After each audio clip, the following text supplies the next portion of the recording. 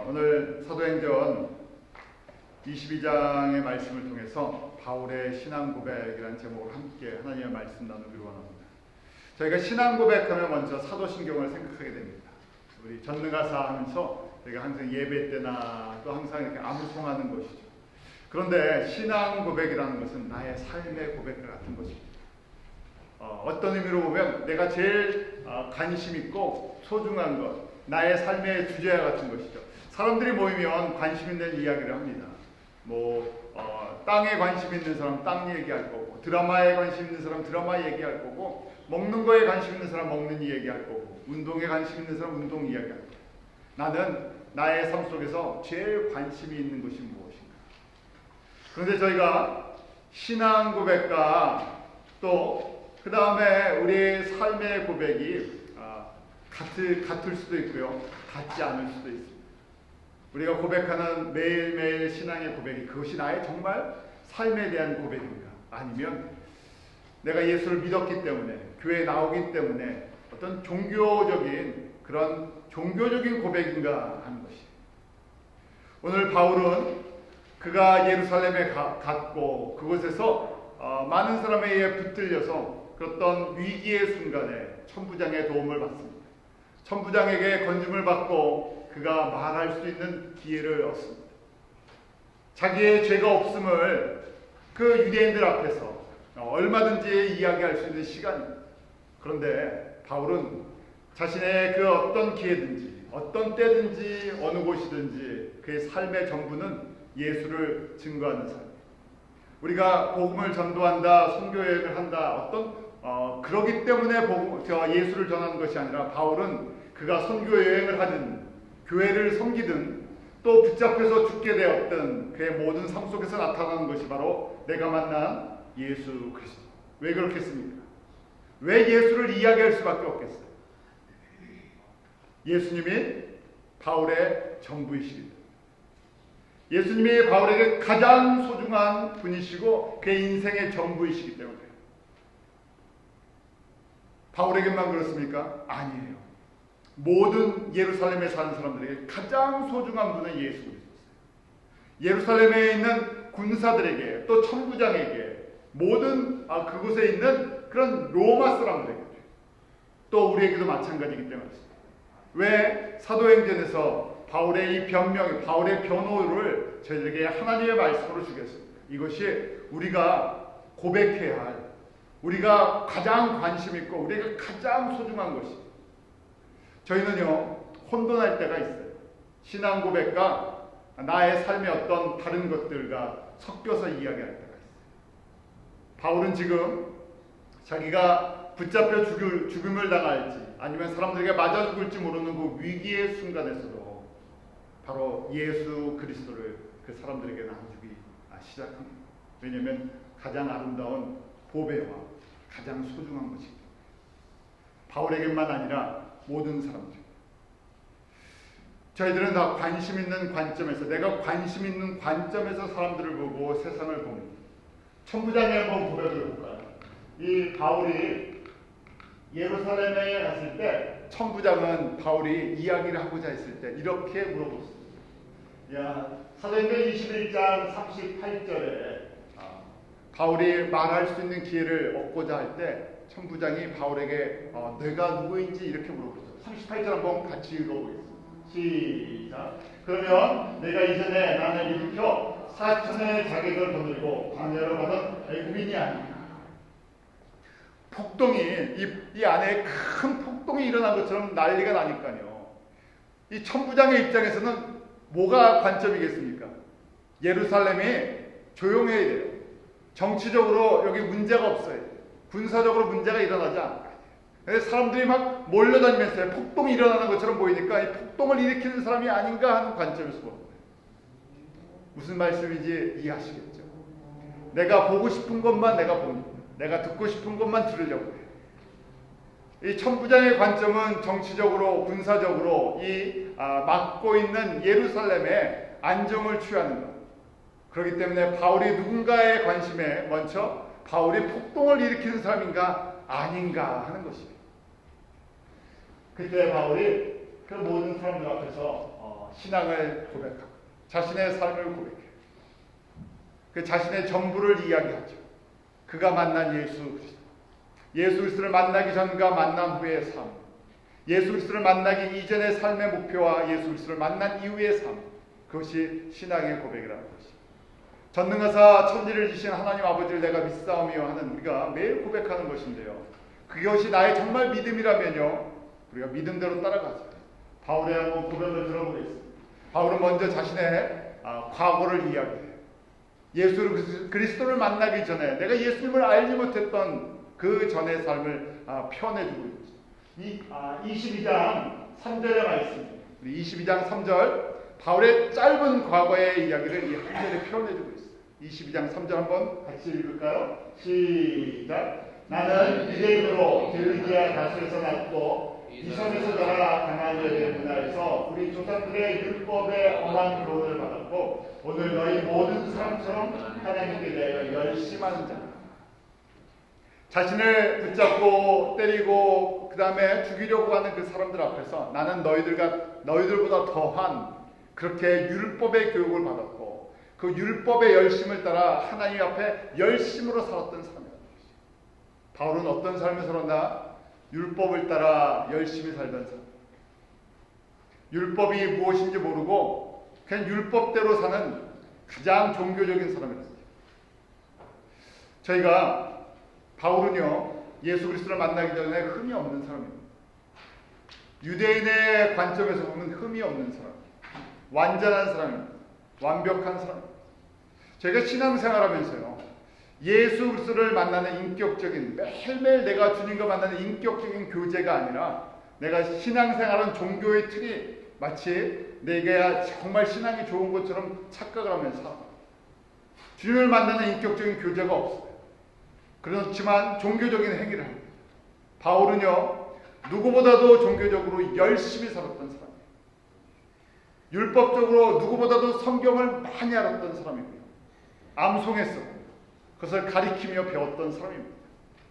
그러기에 자신이 보는 관점에서는요, 자신은 완벽하게 하나님을 사랑하는 사람이고요. 완벽한 신앙을 가진 사람입니다. 누구든지 자신이 갖고 있는 기준에서 얼마든지 판단할 수 있는 위치에 섰다고 생각해요. 왜냐하면 우리가 판단할 때, 사람들을 판단할 때 나는 그 사람보다 더 잘 서 있다고 생각하기 때문에 판단을 합니다. 그런데 그 판단의 기준이 그 하나님의 은혜가 아니라요. 바로 율법이라는 것이. 율법에 이 주시는 목적을 잃어버렸기 때문에. 율법은 왜 주셨습니까? 율법을 주신 이유가요. 모든 사람이 다 율법 아래 죄인이라는 것이. 누구든지 아무리 열심히를 갖고 율법을 배우고 지키고 율법을 지켜도 하나님의 기준에 이르지 못하는 그런 죄인에 불과하다는 것이. 우리가 주님 앞에 나오는 이 모습을 한번 생각해 보시죠. 바울이 자신의 과거, 자신이 바로 이 율법으로 열심히 하나님을 쫓았던 것, 그래서 그 결과가 무엇이었나? 그의 잘못된 열심, 방향이 잘못됐다는 것이. 율법이 주신 목적을 잘못 알고 있었다는 것이. 그래서 그가 갖고 있던 열심히 무엇을 만들어냈나? 4절과 5절의 그의 결과죠.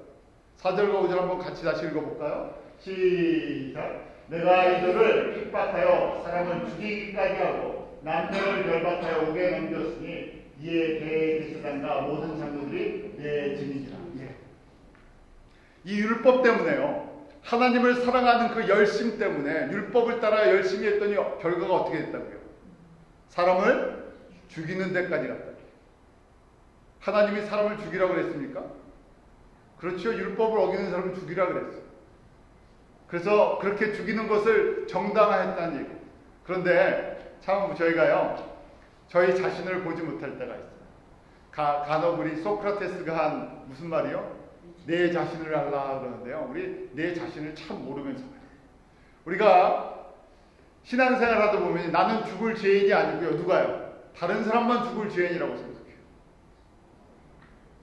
가장 중요한 걸 잊어버려요. 아무리 우리가 주의를 잘 지키고 우리가 봉사를 하고 우리가 열심히 기도하고 찬양을 해도 누구의 은혜가 없으면요, 주님의 은혜가 없으면 예수님께서 누구 때문에 돌아가셨다고요? 나 때문에. 내가 누구였기 때문에요. 내가 돌 맞아 죽을 사람이었기 때문에. 유대인의 율법에 의하면, 구약의 율법에 의하면 내가 제일 먼저 돌 맞아 죽을 사람인데요. 그런데 건져놨더니 뭐라고요? 나는 괜찮다는 거예요. 나는 돌 맞을 일을 안 한다는 얘기예요. 이제 하나님 안에서. 아니죠. 똑같아요. 은혜로 말미암아 우리가 신앙생활을 한다는 것이죠. 근데 바울도 그 율법의 기능을 알지 못했어요. 외우고 가르치고 배우고 누구보다도 그 율법을 지키면 자신이 얼마든지 사람들을 판단할 수 있다고 생각했죠. 그래서 그 결과가 바로 사람들을 핍박하였고 스데반이 죽는데 앞장섰던 일을 했어요. 그러면서도 그것이 죄라는 생각을 하지 못합니다. 저희가 마찬가지예요. 저희가 예수 그리스도를 믿고 신앙생활하면서요, 주님의 은혜를 잃어버리면 한순간에 저희도 똑같은 사람이 됩니다.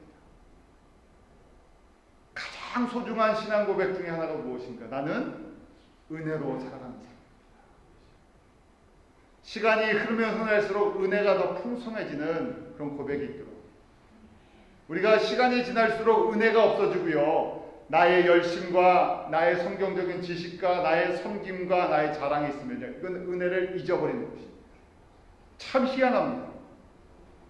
우리가요, 신앙생활하면서 은혜의 고백이 점점 없어지고, 정말 모든 것이 은혜입니다 하는 것이 사라지고요, 내가 은혜를 받은 이후에 나의 열심과 나의 노력과 나의 어떤 이런 것들이 이제 나타나기 시작하면 희한하게요, 반비례 형상이 생겨요.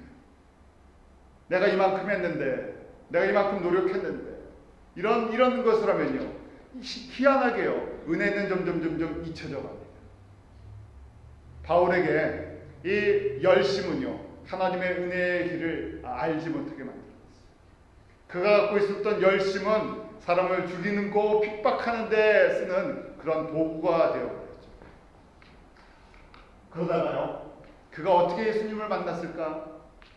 우리가 예수님을 어떻게 만났는지 한번 우리 자신을, 과거의 모습을 돌아보기 원합니다. 내가 어떻게 예수님을 만났는지. 어떤 사람은 내가 예수를 찾아서 만났습니다고 고백할 때가 있어요. 내가 찾은 것처럼 보이는 사람이 있어요. 아니에요. 우리 에베소서 2장 8절과 9절 말씀이죠. 바울이 다메섹에서 예수 그리스도를 만나는 장면을 고백합니다. 내가 다메섹에 있는 그리스도인들을 붙잡아서 예루살렘으로 보내기 위해서 가는 길에라고 했어요. 그때 호련히 생각지도 못한 빛 가운데 예수님을 만납니다. 저희도 마찬가지예요. 예수님을 만나는 것이 은혜의 문이 열리는 시작입니다. 처음부터 내가 예수를 만나는 것이 은혜예요. 왜냐하면 왜 이것이 은혜인가 하면요, 로마서 3장 10절을 저희가 기억해야 됩니다. 로마서 3장 10절에 기록된 바 의인은 없나니 하나도 없다 그랬어요. 하나님의 눈에 보면요, 다 똑같은 뭐라고요? 다 죄인이라고. 다 어떤 사람이에요? 죽을 사람들. 이 이야기가 다시 무슨 이야기인가? 저희가 또 한번 볼게요. 11절, 12절 한번, 로마서 3장 11절, 12절 한번 같이 읽어볼까요? 시작. 깨닫는 자도 없고 하나님을 찾는 자도 없고 다 치우쳐 한 가지로 무익하게 되고 선을 행한 자는 없나니 하나도 없다. 스스로 깨닫는, 하나님을 깨닫고 주님의 은혜를 깨닫는 사람이 있다고요? 한 명이라도 있다고요? 거기 보면 not even one이라고 되어 있어요. 한 명도 없다는 얘기예요. 또 다 치우쳐 한 가지로 무익하게 되고 선을 행하는 자가 없다고. 사람들 수준에서 선을 행하는 사람들은 있어요. 사람들 수준에서 덕을 세우는 사람들은 있어요. 그런데 하나님의 수준으로 하나님의 뜻을 알고 하나님을 기쁘시게 하고 하나님의 구원을 이루는 그 예수 그리스도 안에서 이루어지는 하나님의 구원의 그 뜻을 깨닫고 찾아가는 사람이 있다고요? Not even one. 한 명도 없다. 그러기에요, 너희가 그 은혜를 인하여라는 것이. 우리가 은혜가 있지 않으면 내 안에 예수를 찾고자 하는 마음도 없습니다. 은혜가 없으면요, 내가 성경을 보고 싶은 마음도 없어요. 은혜가 없으면요, 성경을 보고도 딴소리를 하게 되겠어요. 왜요? 바울은 우리보다 구약으로 이야기하면 구약의 모든 성경을 절절히 알던 사람이에요. 은혜가 없으면요, 주님을 사랑하는 마음이 생기지 않아요. 은혜가 없으면요, 내가 주님을 진짜로 섬기고 싶은 마음이 없어요. 은혜가 없으면요, 주님이 하시는 일에 관심이 없어져요. 은혜가 없으면요, 율법만 남습니다. 은혜가 없으면요, 나의 자랑만 남습니다. 은혜가 없으면 천국에 대한 소망이 생기지 않아요. 은혜가 없으면 천국에서 받을 영광이 보이지 않습니다. 은혜가 없으면요, 내가 이 땅에 갖고 있는 것만이 중요하다고 생각해요. 은혜가 없으면요, 내가 죽지 않는다고 생각해요. 주님을 만날 준비를 하지 않아요. 우리 신앙을 자랑할 게 아무것도 없다는 것이에요. 나의 이름이 자랑될 게 아무것도 없다는 것이에요. 바울이 자신의 이름을 자랑하지 않습니다. 자신의 열심을 자랑하지 않아요. 왜냐하면 바울이 될 수 있었던 모든 것들, 바울이 예수를 믿게 되는 것들, 하나님의 말씀이 들리는 것들, 전부 은혜이기 때문에 저희도 마찬가지예요. 정말 주님 앞에서요, 주님을 만나는 그 순간까지 우리가 매일 기도하고 간구하고 주님 앞에 엎드려야 할 것이, 나에게 은혜를 좀 주십시오. 주님을 알 수 있고 주님의 말씀을 깨달을 수 있고 주님을 사랑할 수 있고 주님을 따라갈 수 있는 그 은혜를 주십시오. 은혜의 분량이 다 다릅니다. 사람마다. 똑같은 성경을 보아도요, 깨닫는 부분들이 다 다르죠. 우리가 같이 다 뉴욕에 살아도 살아가는 모습이 다 다릅니다. 저희가 자랑할 거, 은혜를 모르면 자랑을 합니다. 내가 저 사람보다 더 열심히 일했기 때문에, 저 사람보다 더 많이 내가 숨겼기 때문에, 내가 저 사람보다 더 주님을 사랑했기 때문에 이런 것을 받는다고 생각을 해요. 그것이 아니라요, 주님께서 주시는 다 은혜의 분량이 다르기 때문입니다. 만약에 열심을 따라 준다 그러면요, 저희가 최고로 열심을 한 사람이 제일 많이 받아야 되죠. 근데 그렇지 않다는 얘기예요. 하나님께서 은혜를 따라서 주시기 때문에 매일 저희가 구해야 할 것이, 주님 앞에, 주님, 나는 주님의 은혜를 사모합니다. 그 안에 전부 다 들어있기 때문에 우리가 일반적으로요, 기도할 때 가정을 위해서, 자녀를 위해서, 건강을 위해서, 교회를 위해서 다 기도하죠. 근데 다 받았는데 뭘 받지 못하면요, 은혜를 알지 못하면요, 다 잃어버린 거랑 똑같아요.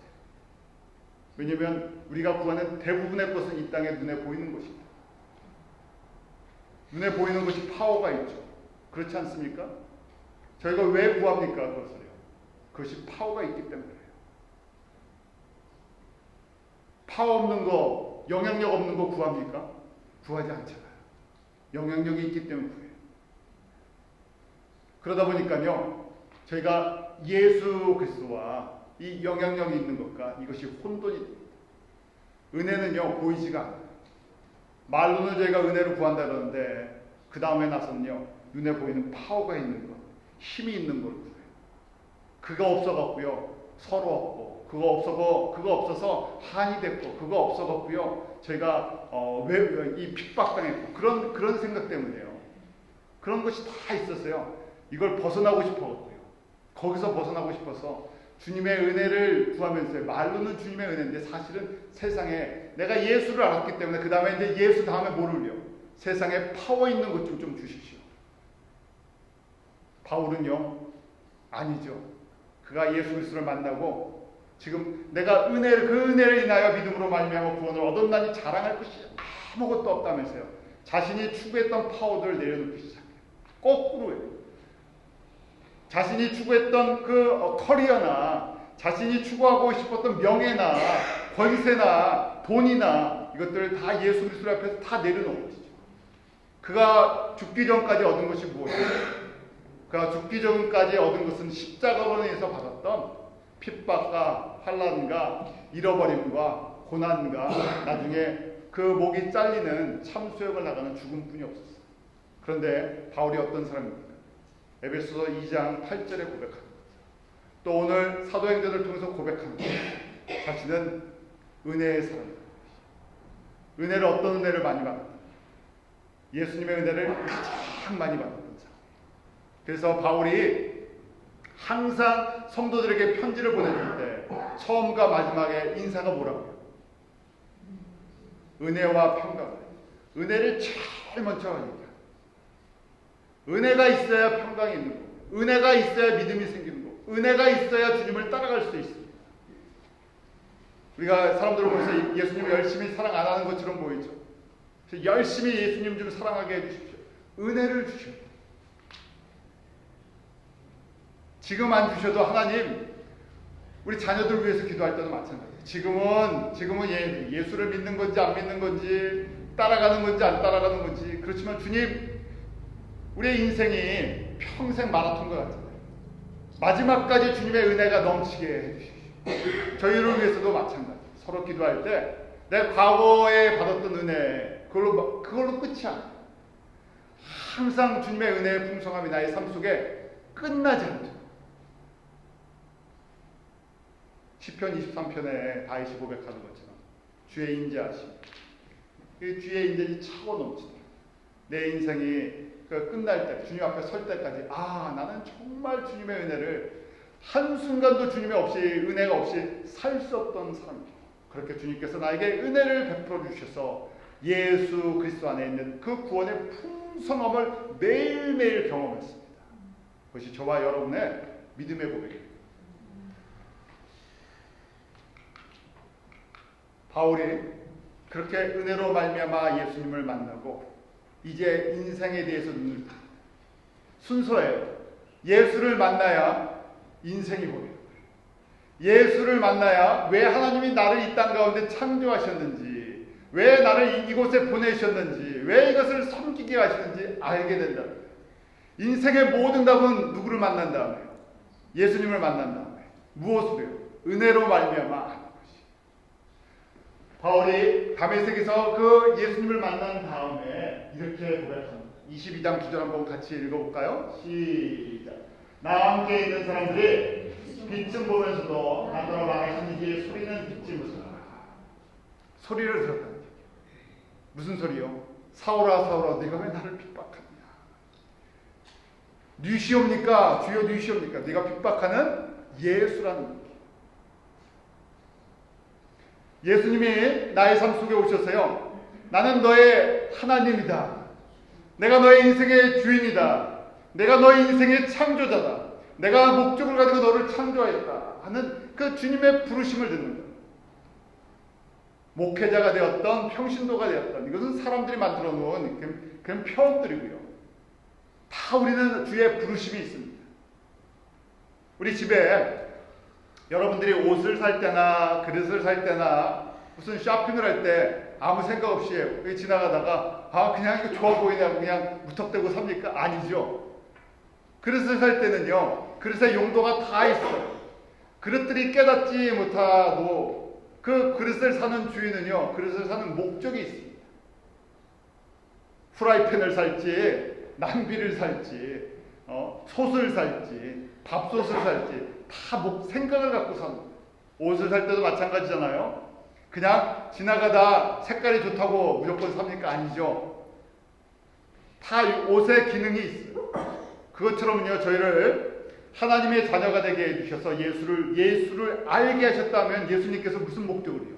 나를 쓰시고자 하는 목적입니다. 그 주님의 음성을 들으시기 바랍니다. 주여 내게 어떤 은혜요? 주의 부르심을 알 수 있는 은혜를 주십시오. 왜 안 들리겠어요? 주님의 부르심이 안 들리는 여러 가지 이유가 있겠지만 안 들리는 이유가 무엇이겠습니까? 주님이 나도 쓰시나 하는 생각이요? 또 주님이 나를 향한 목적이 있나 하는 생각이요? 아니면 내 생각대로 가득 차 있으니까요. 나 이거 하고 싶어요. 나 저거 하고 싶어요. 그러니까 대화가 안 되는 거예요. 우리 대화가 되려면 좀 수준이 돼야 되죠. 애들이랑 우리 1살, 2살들이랑 깊은 대화 못 하잖아요. 우리 담비나 이래나 이렇게 그런 애들 보면 내가 너를 향한 특별한 계획이 있다 그래서 그렇게 이야기한다고 다 알아듣습니까? 못 알아들어요. 아버지와 어머니와 깊은 관계를 맺으면서요. 인생에 대해서 눈을 떠야 알게 되죠. 우리가 예수님을 매일매일 교제하면서요. 예수님이 누구신가 하는 것, 예수님과 교제하면서 예수님을 아는 지혜와 지식이 늘어나면서요. 그러면서 주님의 부르심에 대해서 눈을 뜨기 시작합니다. 창조의 목적에 대해서 눈을 뜨기 시작해요. 우리를 선하신 목적을 위해서 주의 구원의 도구로 부르신 목적에 대해서 눈을 뜨기 시작해요. 그냥 이 땅에서 우리가 자녀를 낳고 그 다음에 번성하고 먹고 살고, 이건 그냥 기본적인 저희가 지난주에 나온 자연적인 부르심이에요. 자연의 은혜에 포함되죠.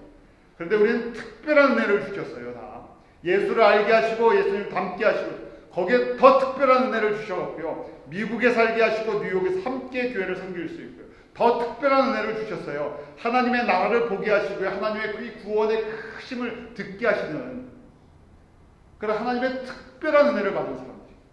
저희가 아까 도표 봤죠? 퍼센테이지를 한번 생각해 보세요. 전 세계 인구 중에서 개신교인이 몇 퍼센트라고요? 11%뿐이야. 개신교인 중에서요, 복음적인 사람들이 몇 퍼센트겠습니까? 우리가 20%가 넘질 않아요. 무슨 얘기인지 아시죠? 10%, 전 세계의 기독교인, 개신교인을 10%라고 하면요, 거기서 2%만이요. 전 세계 2%만이 예수가 그리스도이라는 확신을 갖고 살아가는 사람이 2%뿐이 안 돼요. 그 2% 중에서요, 주님을 사랑하는 사람 더 퍼센테이지가 내려가요. 주님의 뜻을 깨닫는 사람 더 퍼센테이지가 내려가요. 그러니까 다른 사람이랑 비교할 이유가 없다는 얘기예요. 내가 그렇게 몇 퍼센트 안에, 전 세계 몇 퍼센트 안에 드는 사람이에요. 예수님만이 나는 구원의 하나님이신 것을 알게 하시고 믿습니다 고백하는 사람은요, 전 세계 2% 안에 드는 사람들. 혹시 학교 다닐 때 공부할 때 상위 2% 안에 드는 것이 몇 등 하시는지 기억하십니까? 상위 2% 안에 드는 것이. 100명이면 몇 등 하는 거예요? 상위 2%면. 1, 2등 하는 얘기예요. 100명에 2%면요, 2명이라는 얘기예요. 2명.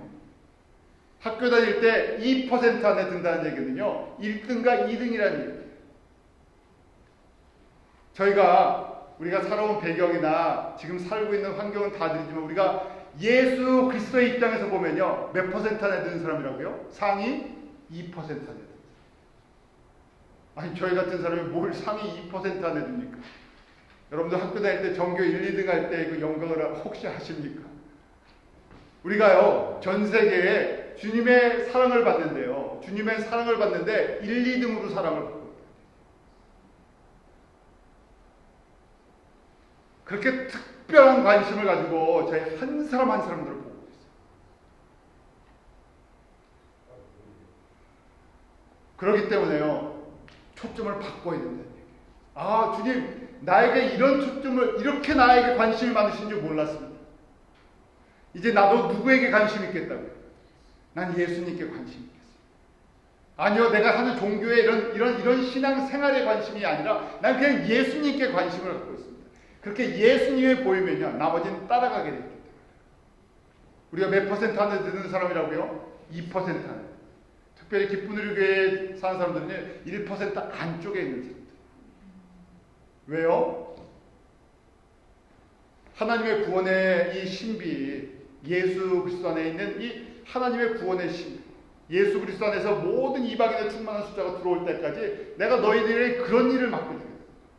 바울처럼, 사도행전에 나오는 사람들처럼. 왜 우리가 이 사도행전을 30번이 넘도록, 지금 이제 30번이잖아요. 왜 사도행전을 이렇게 파고 있습니까? 사도행전 본다고 갑자기 뭐 재산이 늘어납니까? 이 사도행전을 본다고 우리가 갑자기 무슨 부자가 되어 영광이 있어요.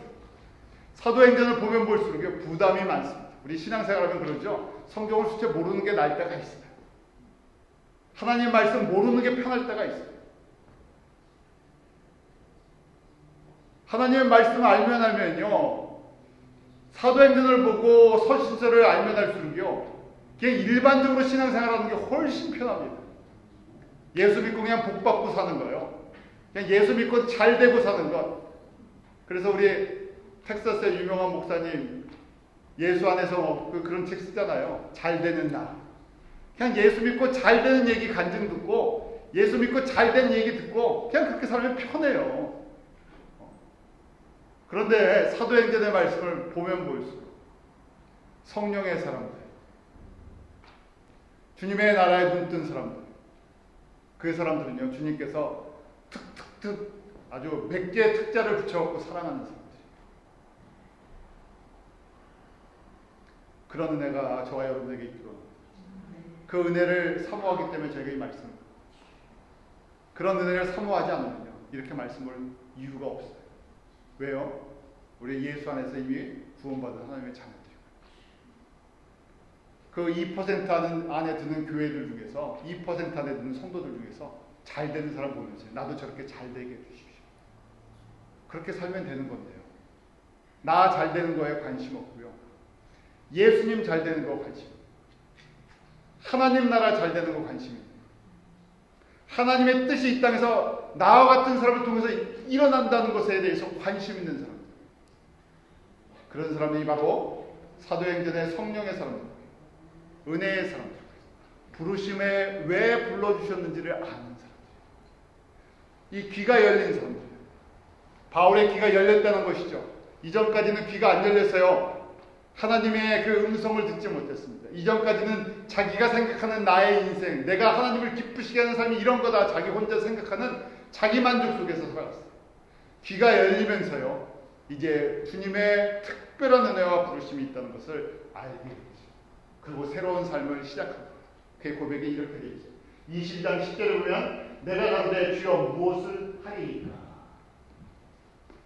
바울은 이전에는요. 내가 이렇게 해놓고요. 주님 기쁘시죠? 이런 거예요. 내가 이렇게 해놓군요. 하나님 기쁘시죠? 그런데요. 이 귀가 열려서요. 창조주이시고 구원되신 예수님 앞에 섰으니까요. 그 다음에 뭐라고 얘기합니까? 내가 무엇을 해야 합니까? 이제 듣겠다는 얘기. 우리가 어릴 때는요. 듣질 않습니다. 어릴 때만 안 듣는 게 아니라요. 또 언제 안 듣습니까? 한번 우리 사랑 공부인데요. 어릴 때는 못 알아들어서 안 듣고요. 그 다음에 언제 또 안 들어요? 죄송한 표현이면 연세가 많이 들어가실수록 이제 이 안에 새로운 거에 안 들릴 때가 있어요. 내가 살아온 인생이 너무 죄송합니다. 표현이 좀 그랬어요. 그런 게 아니라 내 안에 쌓인 게 많으면요. 나이를 떠나서 내 안에 쌓인 게 많으면 어떻게 돼요? 그 다음에 안 들어요. 새로운 게 안 들어가죠. 그래서 지식이 많다고 생각하는 사람 안 들어가지죠. 내가 이만큼 세상에서 얻은 것이 많다고 생각한 사람 그 다음엔 안 들어가죠. 바울은요. 이제 들리고 나서 내가 이제 주님을 알았는데요. 이제 주님을 위해서 어떻게 해야 합니까? 하죠. 그 다음에 바로 예수님을 만나고 소리를 듣고 나 이제 주님 어떻게 해야 됩니까? 거꾸로 들으려고 하죠. 그 다음부터 경험되는 것이 주님의 인도하시는 삶. 22장 11절 한번 말씀 같이 보겠습니다. 시작. 나는 그 빛의 강틀을 인하여 볼 수 없게 되었으므로 나 함께 있는 사람들 손에 끌려 가면서 이제 들어간다. 이제 보지도 못했죠. 그동안 제일 잘 본다 그랬어요. 제일 잘 본다 그랬어요. 어디 안에서요? 세상만 잘 보는 것이 아니라 자기가 하나님을 제일 잘 본다고 생각했는데 보지 못하는 사람. 그러면서요. 사람에 이끌리는 그 다음부터 성령의 인도하심을 따라 사는 삶이 살기 시작해요. 이런 은혜가 있죠. 어떤 은혜요? 성령의 인도하심을 따라 사는. 이것이 성령 충만한 삶. 성령에 이끌려 살기 시작했을 때 바울을 통해서 나타나는 것이 무엇인가? 사도행전 1장 8절의 말씀이 이루어지는 것입니다. 사도행전을 한 30번 하다 보니까요. 또 사도행전 1장 8절이 옛날 얘기처럼 또 잊혀져 가요. 우리는 잊는데 누구는 안 잊으세요. 성령님은 안 잊으세요. 우리 주님은 안 잊으세요. 우리는요, 딴 거에 관심으로 이게 눈이 바뀌는데요. 주님은요, 딱 한 가지 관심뿐이 없어요. 성령의 관심은 딱 이 한 가지예요. 사도행전 1장 8절 한번 우리 같이 읽어볼까요? 시작. 오직 성령의 너희를 임하시면 너희가 권능을 받고 예루살렘과 온 유대와 사마리아 땅끝까지 이르러 내 증인이 되리라. 성령이 인도하시면 마지막 뭐가 된다고요? 예수의 증인이 된다. 성령의 충만하면요, 뭐가 된다고요? 예수의 증인. 성령의 인도하심을 따라 살면 예수의 증인이 됩니다. 그러면요, 답은 다 나왔어요. 바울이 예수님을 만나고 예수님의 음성을 듣고 예수님의 인도하심을 따라 사는 삶이었는데요. 그 삶이 무엇이나 예수를 증거하는 삶입니다. 그가 예루살렘에서부터 이방인들까지 특별히 이방인들에게 예수를 증거하는 삶을 사는 것입니다. 저희도 여기서 벗어나지 않습니다. 이것이 교회를 향한 하나님의 부르심이요. 성도를 향한 하나님의 부르심, 2% 안에 드는 사람들의 부르심, 그 중에 특별히 우리 가운데 이제 이 바울처럼은요, 이방인에게 눈뜨게 하는 사람들은요, 2% 안에서도 1% 안에 드는 사람들의 부르심.